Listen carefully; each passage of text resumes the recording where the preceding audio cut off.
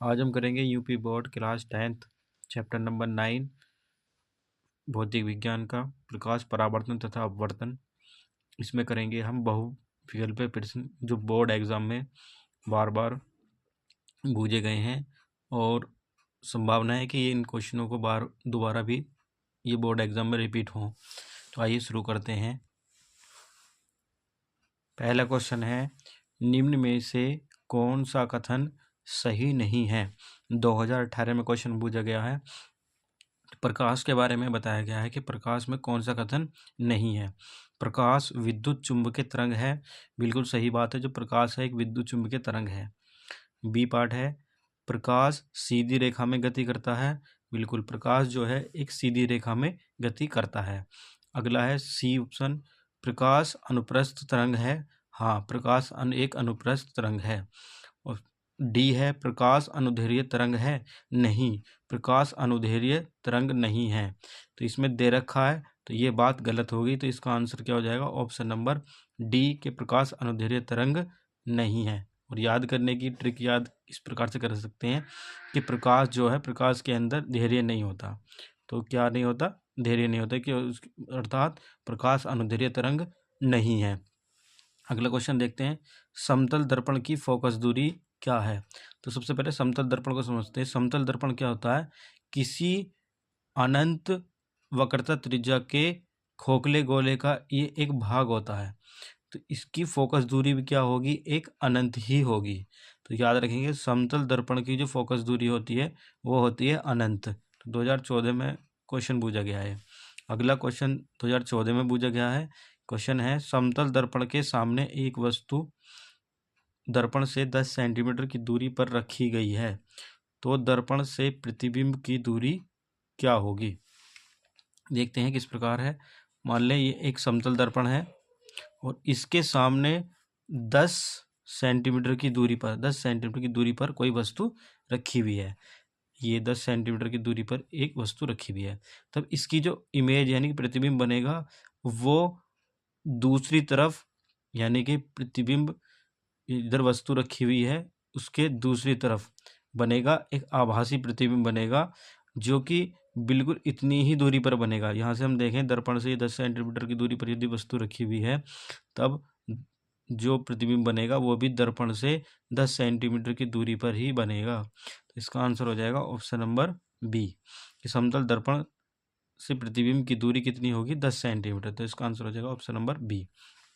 अगला क्वेश्चन देखते हैं, 2018 में पूछा गया है। समतल दर्पण द्वारा निर्मित प्रतिबिंब का आवर्धन होता है। सबसे पहले समझते हैं आवर्धन।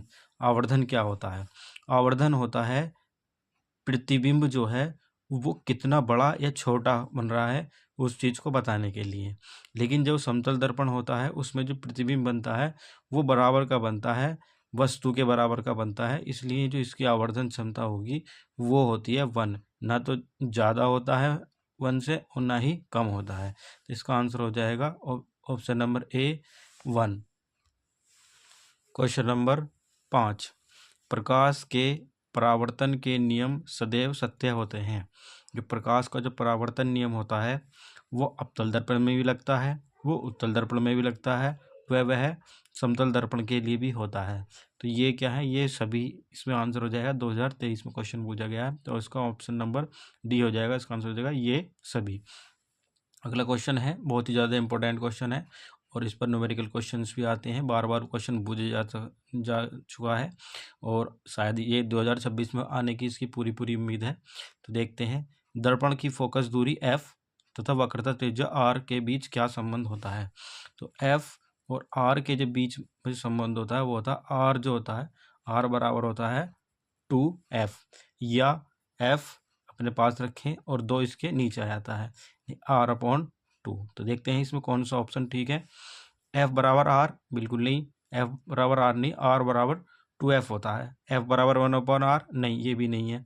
r बराबर 2f, हाँ r बराबर 2f ये हो सकता है या यही होता है। ऑप्शन नंबर डी f बराबर 2r, नहीं ये गलत है। तो इन दोनों में कन्फ्यूजन में नहीं होना है। तो r जो त्रिज्या होती है वो फोकस की या फोकस दूरी की 2 गुनी होती है। इसका आंसर हो जाएगा ऑप्शन नंबर सी, r बराबर 2f। अगला क्वेश्चन देखते हैं। देखो 2025 में क्वेश्चन पूछा गया है और पिछले जो क्वेश्चन करा हमने छठा, इसी फॉर्मूले पर ही आधारित है और देखो 2025 में क्वेश्चन पूछ लिया गया है। तो उम्मीद है कि 2026 में भी ये क्वेश्चन आ सकता है। तो ध्यान से सीखेंगे। एक गोलीय दर्पण की फोकस दूरी 10 सेंटीमीटर है, यानी अब की बार एफ की वैल्यू कितनी दे रखी है, फोकस दूरी को एफ से डिनोट करते हैं, इसमें दे रखी है 10 सेंटीमीटर। तो इसकी वक्रता त्रिज्या कितनी होगी, तो वक्रता त्रिज्या आर पूछ रहे हैं। तो आर का हमें फॉर्मूला पता है, आर बराबर कितना होता है 2f। तो इसकी वैल्यू रखेंगे 2 गुणा एफ की वैल्यू कितनी है 10, तो 10 दूनी 20 और मात्रक लगाएंगे सेंटीमीटर, तो कितना हो जाएगा 20 सेंटीमीटर। इसका आंसर हो जाएगा ऑप्शन नंबर सी। अगला क्वेश्चन है क्वेश्चन नंबर 8, 2023 में पूछा गया है, बहुत ही ज़्यादा इंपॉर्टेंट क्वेश्चन है। किसी गोलीय दर्पण तथा किसी लेंस की फोकस दूरियां -25 सेंटीमीटर है, तो संभवतः दर्पण एवं लेंस कितना होगा। तो गोलीय दर्पण और लेंस दोनों की फोकस दूरियां -25 है। इसमें ध्यान दें कि इसमें दिया हुआ -25 सेंटीमीटर, इसी से हम पता लगा लेंगे माइनस जो फोकस दूरी किस किस में होती है। तो ये होता है हमारे पास अवतल दर्पण, ये होता है अवतल दर्पण, देख रहे हैं। तो ये इसकी मुख्य अक्ष होती है और इसके ये ध्रुव होता है, ये होती है वक्रता केंद्र, और वक्रता केंद्र और ध्रुव के बीच होती है एक फोकस एफ। तो ध्रुव से पी तक की दूरी हम अपने लेफ्ट की ओर नाप रहे हैं, तो इसकी जो फोकस दूरी है वो माइनस में है। तो इससे हमें पता चला ये एक अवतल दर्पण होगा, माइनस देने पर ही पता चल गया, क्योंकि फोकस दूरी कितनी दे रखी है -25 सेंटीमीटर। तो ये फोकस अवतल दर्पण है। अब बात करते हैं एक लेंस की, तो लेंस देख लेते हैं किस प्रकार से होता है। ये होता है एक अवतल लेंस और इसकी जो फोकस दूरी होती है वो भी लेफ्ट की ओर होती है। ये मुख्य फोकस होती है, ये हमारे पास मुख्य केंद्रक होता है। अब यहाँ पर हम देखें तो इसकी भी फोकस किधर की ओर होती है, उल्टे हाथ की तरफ होती है, उल्टी तरफ होती है। इधर की ओर, यहाँ से इधर की ओर जो भी दूरियां नपेंगी वो माइनस की नपेंगी। तो याद रखेंगे जब भी माइनस की बात आएगी तो अवतल दर्पण हो या अवतल लेंस हो, दोनों में ही जो फोकस दूरियां होती हैं वे माइनस की होती हैं। तो इसमें आंसर हो जाएगा दोनों अवतल, यानी कि अवतल, दोनों अवतल होने चाहिए, चाहे वो दर्पण हो चाहे वो लेंस हो। अगला क्वेश्चन देखते हैं, बहुत ही ज़्यादा इंपॉर्टेंट क्वेश्चन है, बोर्ड में 2024 में 25 और शायद संभावना है कि 26 में लगने की पूरी उम्मीद है, और बहुत ही आसान है। देखेंगे किस प्रकार। किसी अवतल दर्पण पर आपतित प्रकाश किरण दर्पण से परावर्तन के पश्चात प्रांत अपने ही मार्ग से वापस आ जाती है। यह किरण मुख्य अक्ष का प्रतिच्छेदन करती है। तो देखते हैं किस प्रकार से होगी। ये हमारे पास एक अवतल दर्पण है, ये हो गया ध्रुव जो कि इस दर्पण के बिल्कुल बीचों बीच होता है। ये हो गया हमारा वक्रता केंद्र और ये हो गया हमारी फोकस। वक्रता केंद्र क्या होता है, ये जो दर्पण होता है, खोखले जो दर्पण जिसका कटा हुआ भाग होता है, उस खोखले गोले का जो केंद्र होता है वही वक्रता केंद्र होता है। तो इन्होंने क्या बोला है, यदि अवतल दर्पण, ये एक अवतल दर्पण है, पर आपतित प्रकाश किरण दर्पण के परावर्तन के पश्चात उसी मार्ग से वापस जाती है, तो ये जाती है केवल और केवल केंद्रक से। अगर कोई प्रकाश की किरण केंद्रक से जाए तो उसी माध्यम से वापस लौट आती है टकराने के बाद। तो ये हो जाएगा, इसका आंसर हो जाएगा वक्रता केंद्र। इसी पर आधारित अथवा में 2025 में क्वेश्चन आया हुआ है, उसे भी समझ लेते हैं। अवतल दर्पण के सामने स्थित किसी बिंदु से गुजरने वाली प्रत्येक प्रकाश की किरण दर्पण से परावर्तन के पश्चात उसी बिंदु से पुनः गुजर जाती है। तो वही बोला गया, दर्पण से परावर्तन के पश्चात उसी माध्यम में वापस चले जाना, यानी गुजरती है। तो क्या होगी, वो भी वक्रता केंद्र ही होगा इसका आंसर। अगला क्वेश्चन देखते हैं। वक्रता त्रिज्या का मात्रक होता है। तो वक्रता त्रिज्या जो है हमारी मीटर में भी हो सकती है, सेंटीमीटर में हो सकती है, मिलीमीटर में हो सकती है। तो इसका आंसर हो जाएगा, ये सभी इसके आंसर सही हैं। अगला क्वेश्चन है क्वेश्चन नंबर 11, 2025 व 23 में पूछा गया है। तो देख सकते हैं कितना इंपॉर्टेंट क्वेश्चन बनने वाला है ये। किसी वस्तु का आवर्धित काल्पनिक प्रतिबिंब बन सकता है। तो आवर्धित का मतलब होता है जो प्रतिबिंब बन रहा है वो बड़ा या छोटा काल्पनिक प्रतिबिंब बन सकता है, यानी वस्तु का जो प्रतिबिंब होगा वो बड़ा या छोटा दोनों में किस में बन सकता है।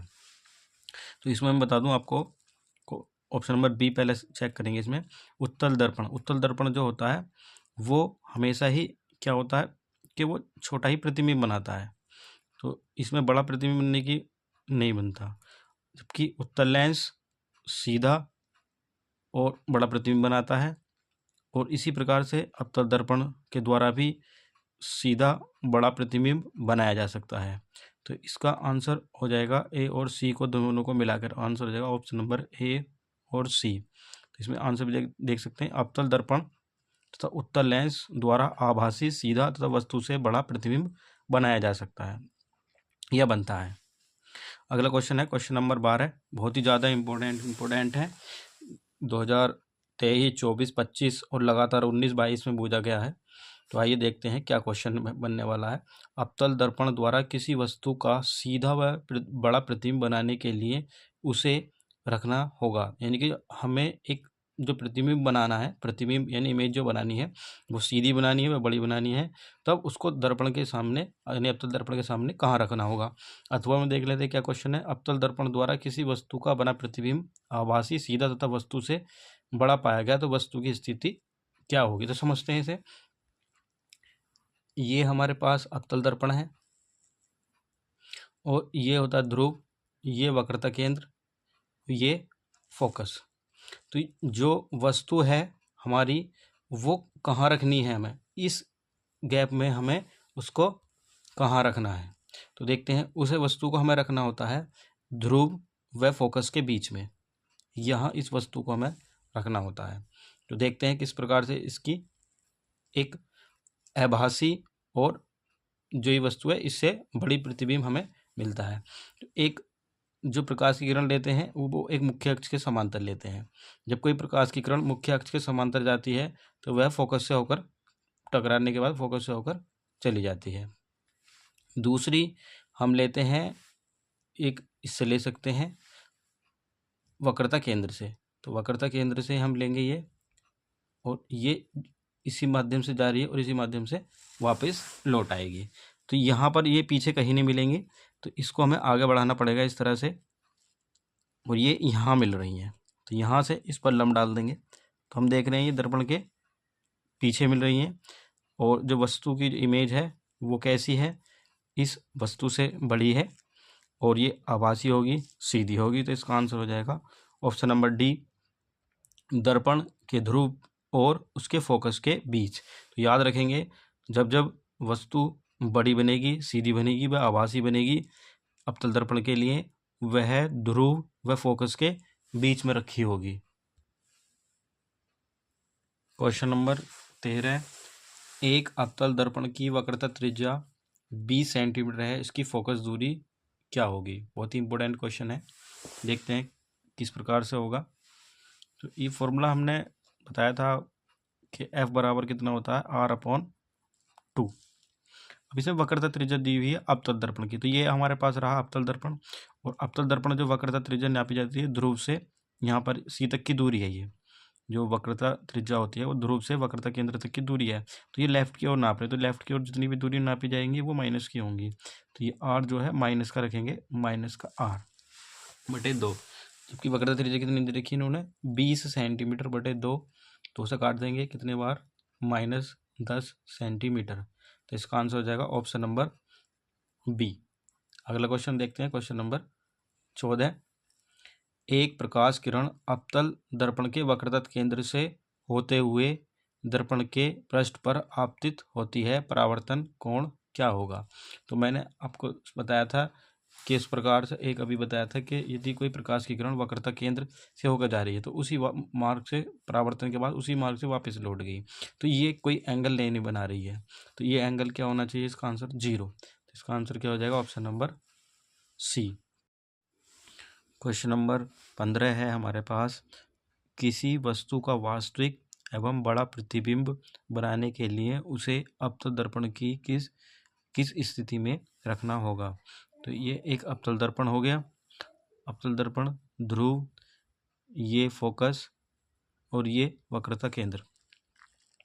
तो हमें इस वस्तु को कहाँ रखना पड़ेगा कि हमारा जो प्रतिबिंब है वो वास्तविक भी बने और वस्तु से बड़ा भी बने, तब हमें उसको रखना पड़ेगा इस वक्रता केंद्र और फोकस के बीच में। तो यहाँ अगर हम रखते हैं तब हमारा जो प्रतिबिंब बनेगा वो किस प्रकार का बनेगा, वास्तविक भी बनेगा और बड़ा भी बनेगा। तो इसका आंसर हो जाएगा ऑप्शन नंबर बी, वक्रता केंद्र सी और फोकस बिंदु एफ के बीच में। अगला क्वेश्चन है हमारे पास क्वेश्चन नंबर 16। अवतल दर्पण द्वारा बना किसी बिंब का प्रतिबिंब एवं बिंब एक ही आकार के हैं, बिंब रखा है। तो जो बिंब रखा होगा यानी कि जो वस्तु है और जो प्रतिबिंब बना वो सेम है, तो ये फोकस व वक्रता केंद्र। तब यदि हम वस्तु को हम वक्रता केंद्र पर रखते हैं तब जो हमारी जो इमेज बनेगी यानी जो प्रतिबिंब बनेगा वो इस वस्तु के बराबर बनेगा, उल्टा बनेगा, वह वास्तविक बनेगा। तो इसका आंसर हो जाएगा ऑप्शन नंबर सी, दर्पण के वक्रता केंद्र पर। अगला क्वेश्चन है क्वेश्चन नंबर 17। इंपोर्टेंट क्वेश्चन है, 22 और 17 में पूछा गया है। किसी 10 सेंटीमीटर फोकस दूरी वाले अवतल दर्पण के सामने 20 सेंटीमीटर की दूरी पर एक वस्तु रखी है, तो वस्तु का प्रतिबिंब कहाँ बनेगा। देखो इसको शॉर्ट ट्रिक से किस तरह से अच्छी तरीके से करेंगे। ये है क्या है, हमारे पास एक अवतल दर्पण है और ये है इस ध्रुव P, ध्रुव P से ये है वक्रता केंद्र और इन दोनों के बिल्कुल बीच में होती है फोकस। तो इसने क्या कहा है क्वेश्चन में, किसी 10 सेंटीमीटर फोकस दूरी वाले, यानी कि फोकस दूरी कितनी है 10 सेंटीमीटर। जब ये 10 सेंटीमीटर तो ये भी कितना होगा 10 सेंटीमीटर, क्योंकि ये दोनों बराबर होती हैं। ठीक है जी। दर्पण के सामने 20 सेंटीमीटर की दूरी पर एक वस्तु रखी है, तो दर्पण के सामने 20 सेंटीमीटर दूरी, तो 10 और 10 20 सेंटीमीटर यानी वक्रता केंद्र पर कोई वस्तु रखी हुई है, तब उसका प्रतिबिंब कहाँ बनेगा। तो हमने अभी पीछे कराया कि यदि कोई वस्तु वक्रता केंद्र पर बनी रखी है तो उसकी जो इमेज बनेगी वक्रता केंद्र पर ही बनती है, बराबर बनती है, वह उल्टी बनती है। तो इसका आंसर हो जाएगा ऑप्शन नंबर डी, दर्पण के वक्रता केंद्र पर बनेगा, यानी कि जो इमेज बनेगी वो कहाँ पर बनेगी, वक्रता केंद्र पर। इसका आंसर हो जाएगा ऑप्शन नंबर डी। अगला क्वेश्चन नंबर देखते हैं 18। 18वां क्वेश्चन क्या कहते हैं, एक अवतल दर्पण किसी वस्तु का वास्तविक, उल्टा और अत्यधिक छोटा प्रतिबिंब बनाता है, वस्तु की स्थिति कहाँ होगी। एक अवतल दर्पण की ही बात हो रही है। तो अवतल दर्पण जो बहुत ही छोटा प्रतिबिंब केवल वो तभी बनाएगा जब कोई वस्तु अनंत पर स्थित होती है। जब कोई वस्तु अनंत पर स्थित होती है तब उसका जो प्रतिबिंब बनता है बहुत ही अनंत छोटा बनता है। तो इसका आंसर हो जाएगा ऑप्शन नंबर डी। अगला क्वेश्चन है, दंत विशेषज्ञ मरीजों के दांतों का बड़ा प्रतिबिंब देखने के लिए किस दर्पण का उपयोग करते हैं। तो ये करते हैं अवतल दर्पण का, क्योंकि समतल दर्पण का तो यूज सिंपली होता है, वह उत्तल दर्पण छोटा दिखाता है, तो अवतल दर्पण हमें बड़ा दिखाना है। तो इसका आंसर हो जाएगा ऑप्शन नंबर ए, अवतल दर्पण। अगला क्वेश्चन है क्वेश्चन नंबर 20। किसी दर्पण के सामने किसी वस्तु को रखने पर उसका प्रतिबिंब वास्तविक, उल्टा व आकार में कुछ छोटा बनेगा। तो इसका आंसर हो जाएगा ऑप्शन नंबर बी, अवतल दर्पण, क्योंकि उत्तल दर्पण में तो हमेशा छोटा ही बनता है, समतल दर्पण में बराबर बनता है। तो इसका आंसर हो जाएगा ऑप्शन नंबर बी, अवतल दर्पण।